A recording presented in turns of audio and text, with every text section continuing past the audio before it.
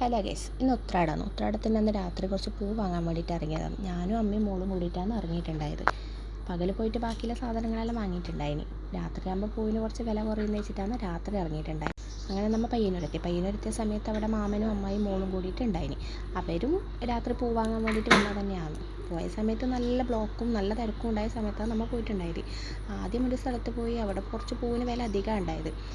പിന്നെ അങ്ങനെ നമ്മൾ ഒരു സ്ഥലത്ത് നിന്ന് മാത്രമായിട്ടല്ല പൂ വാങ്ങിയിട്ടുണ്ടായത്. ഒരു 5-6 സ്ഥലം നോക്കിയിട്ട് അവിടെ നിന്ന് കുറേശ്ശെ അങ്ങനെ വാങ്ങിയിട്ടുണ്ടായത്. പിന്നെ മോൾക്ക് മുല്ല വേണമെന്ന് പറഞ്ഞിട്ട് കുറച്ച് മുല്ല വാങ്ങാൻ വേണ്ടിയിട്ട് പോയി. അങ്ങനെ 1 മുഴം മുല്ല അവിടെ നിന്ന് വാങ്ങിയിട്ട് അതുപോലെ എനിക്ക് വലിയ മുല്ല വേണമെന്ന് പറഞ്ഞിട്ട് 2 മുഴം മുല്ല വാങ്ങി. പിന്നെ അവിടുത്തെ പൂവിൻ്റെ റേറ്റും ചോദിച്ചറിഞ്ഞു.